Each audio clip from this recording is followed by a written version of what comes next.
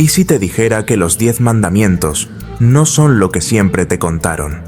Que detrás de esas tablas sagradas se esconde una verdad incómoda, una mentira necesaria expuesta por uno de los filósofos más radicales de la historia, Baruch Spinoza.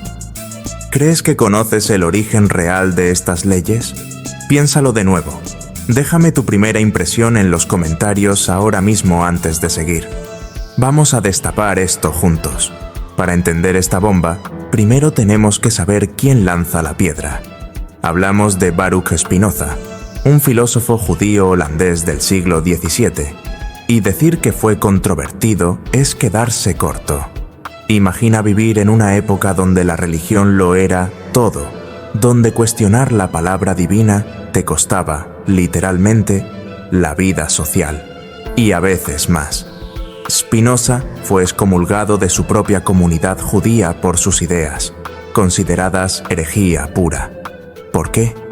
Porque se atrevió a mirar la Biblia, no como un texto dictado palabra por un Dios personal y barbudo en el cielo, sino como un documento histórico y político, escrito por humanos con intenciones muy humanas. Spinoza no era ateo en el sentido moderno, pero su concepto de Dios era radicalmente diferente. No un rey que da órdenes, sino... Bueno, ya llegaremos a eso. Lo importante es que aplicó la razón, la lógica pura y dura, a textos que todos consideraban intocables. Fue uno de los padres del pensamiento crítico moderno y de la Ilustración. Su obra más relevante para nuestro tema de hoy es el Tratado Teológico Político, un libro tan explosivo que tuvo que publicarlo anónimamente. En él, Spinoza disecciona las escrituras con la frialdad de un cirujano, buscando entender su propósito real más allá del dogma. Y es aquí donde su análisis de Moisés y los 10 mandamientos revela esa gran mentira que el título promete. Prepárense, porque vamos a entrar en un terreno que desafía creencias muy arraigadas. Spinoza no buscaba destruir la moralidad, sino entender su verdadero fundamento, separando la filosofía de la teología y defendiendo la libertad de pensamiento. Un tipo valiente, sin duda, cuyas ideas siguen resonando siglos después. Su análisis no es un ataque gratuito, sino una invitación a pensar por nosotros mismos sobre el origen y la naturaleza de las leyes que han moldeado Occidente. Antes de meternos en la dinamita de Spinoza, pongamos las cartas sobre la mesa.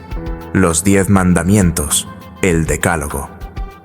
Para miles de millones de personas, judíos y cristianos, representan el núcleo de la ley moral y religiosa, entregados directamente por Dios a Moisés en el monte Sinaí, escritos en tablas de piedra por el dedo de Dios. Son la base de la alianza entre Dios y su pueblo elegido. No tendrás otros dioses delante de mí. No matarás. No robarás. Honra a tu padre y a tu madre. Son preceptos que han resonado durante milenios, no solo como guía espiritual, sino también como fundamento de sistemas legales y éticos en innumerables sociedades. La narrativa tradicional es poderosa. Un Dios trascendente, personal, que interviene en la historia humana para establecer un orden, para dar a la humanidad un código de conducta claro y absoluto. Esta historia, la del Éxodo, Moisés subiendo a la montaña envuelta en humo y truenos para recibir la ley divina, es una de las más icónicas y fundacionales de la cultura judio-cristiana. Se nos enseña que estos mandamientos son universales, eternos e inmutables, porque su origen es divino. Son la voluntad expresa de Dios para toda la humanidad, o al menos inicialmente para su pueblo escogido como modelo. Cuestionar su origen divino es, para muchos, cuestionar la autoridad de Dios mismo, la base de la fe y la moralidad. Esta es la visión estándar, la que se enseña en catequesis, en escuelas dominicales, la que impregna nuestra cultura popular. Es un pilar tan fundamental que parece impensable verlo de otra manera. Pero Spinoza, precisamente, nos invita a hacer eso, a mirar detrás del velo sagrado y preguntar: ¿Y si la historia fuera diferente? ¿Y si el propósito original de estas leyes no fuera exactamente el que nos han contado durante siglos? Recordad esta base sólida, porque Spinoza va a ponerla a prueba con argumentos que, en su época, eran dinamita pura. Aquí empieza lo bueno. Spinoza, con su mente analítica, lee el relato del Éxodo y dice: un momento. Él no niega que Moisés existiera o que recibiera unas leyes. Lo que cuestiona radicalmente es el origen y la naturaleza de esas leyes. Según Spinoza, los 10 mandamientos no fueron dictados por un Dios personal desde el cielo. ¡Boom! Argumenta que fueron, en esencia, leyes políticas y civiles creadas por Moisés, un líder excepcionalmente sabio para gobernar a un pueblo específico, los antiguos hebreos, recién liberados de la esclavitud en Egipto. Piénsenlo, este pueblo era descrito como indisciplinado, acostumbrado a la servidumbre, sin una estructura social o legal propia fuerte. Necesitaban orden, cohesión, una identidad nacional.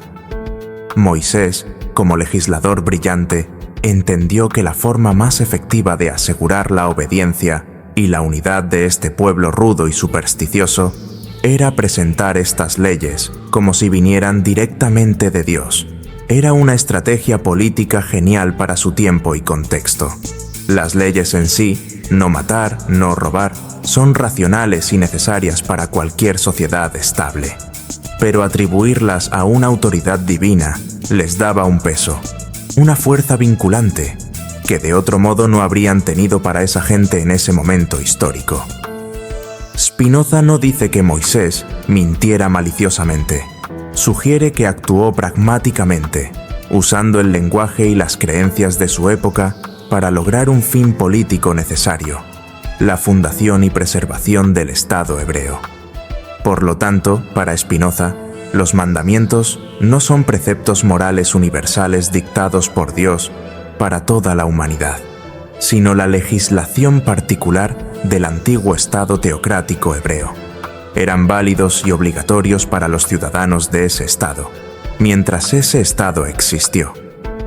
Una vez desaparecido el Estado, esas leyes, como leyes específicas de ese pacto, perdieron su fuerza legal original. Esto, claro, separaba por completo la ley revelada de la ley natural o la razón. Para entender por qué Spinoza veía los mandamientos así, es crucial entender su concepto de Dios, que es totalmente revolucionario. Olvídense del anciano barbudo en un trono. Para Spinoza, Dios no es una entidad separada del mundo, que lo crea y luego le da órdenes como un rey a sus súbditos. Spinoza acuñó la famosa frase Deus sive natura, que significa Dios, o sea, la naturaleza. Para él, Dios es la realidad misma, la sustancia única, infinita y eterna de la que todo lo demás, incluidos nosotros, son modos o manifestaciones. Dios es el universo y sus leyes inmanentes, no un ser trascendente que interviene desde fuera. Piensen en las leyes de la física, las matemáticas, la lógica. Esas son las leyes de Dios para Spinoza, las reglas inherentes al funcionamiento del universo. No son mandatos arbitrarios que Dios podría cambiar si quisiera. Hoy, la gravedad funciona al revés. Son la expresión necesaria de la propia naturaleza, de Dios naturaleza. Este Dios impersonal, infinito, no tiene voluntad, deseos ni emociones humanas. No se enoja, no premia, no castiga en el sentido tradicional. Simplemente es, y todo sucede según las leyes necesarias de su propia naturaleza. ¿Cómo podría un Dios así dictar mandamientos como no codiciarás la mujer de tu prójimo? No tiene sentido en el sistema de Spinoza. Un Dios que es naturaleza no se preocupa por las leyes de propiedad o las relaciones humanas de esa manera particular y personal. Esas son preocupaciones humanas, sociales, que surgen de nuestra existencia finita y nuestras interacciones. Por lo tanto, si Dios es naturaleza y sus leyes son las leyes naturales, Los 10 mandamientos, con sus prohibiciones específicas y su enfoque en la conducta social humana, no pueden ser leyes divinas en el mismo sentido. Deben tener otro origen, otra explicación. Y esa explicación, como vimos, Spinoza la encuentra en la política, en la figura de Moisés como legislador humano. Este concepto de Dios es fundamental para desmontar la idea de una revelación divina directa de leyes morales específicas. Entonces, si los mandamientos no son órdenes directas de un Dios personal, ¿de dónde viene la moralidad según Spinoza? ¿Significa que todo vale? Para nada. Aquí entra en juego la razón. Para Spinoza, la razón humana, nuestra capacidad de pensar lógicamente y entender la naturaleza, que es Dios, es la verdadera guía para la conducta ética. Los principios morales fundamentales, como no hacer daño a otros, buscar la cooperación, controlar las pasiones destructivas, no son válidos porque un Dios los haya ordenado en tablas de piedra, sino porque son racionalmente comprensibles, como necesarios para la supervivencia, el bienestar individual y la armonía social. La razón nos permite entender las consecuencias de nuestros actos y reconocer que vivir éticamente está en nuestro propio interés bien entendido, porque somos seres sociales y nuestro bien está ligado al bien común. Spinoza creía que el objetivo último de la vida humana es alcanzar la felicidad a través del conocimiento y la comprensión de Dios, naturaleza, y esto incluye entender nuestro lugar en ella y cómo debemos relacionarnos con los demás. La ética de Spinoza es una ética basada en la naturaleza humana y la razón, no en la obediencia ciega a mandatos externos supuestamente revelados. Él distingue claramente entre teología, basada en la fe, la obediencia y la revelación, útil para guiar a las masas no filosóficas hacia una conducta socialmente aceptable, y filosofía, basada en la razón y la búsqueda de la verdad, el camino del sabio. Los mandamientos, en su visión, pertenecen más al ámbito de la teología tal como la usó Moisés, una herramienta para asegurar la obediencia y la piedad en quienes no podían o no querían guiarse por la pura razón. Pero la verdadera virtud, para el filósofo, surge del entendimiento racional, no del temor al castigo divino o la esperanza de una recompensa celestial prometida en un texto revelado. Es una visión mucho más autónoma y humanista de la moralidad. Volvamos a esa palabra provocadora: mentira. ¿Consideraba Spinoza que Moisés era un mentiroso manipulador? No exactamente en el sentido peyorativo. Spinoza tenía un gran respeto por Moisés como líder y legislador. La mentira, a la que se refiere el título, no es tanto un engaño malintencionado, sino una representación adaptada a la capacidad de entendimiento del pueblo.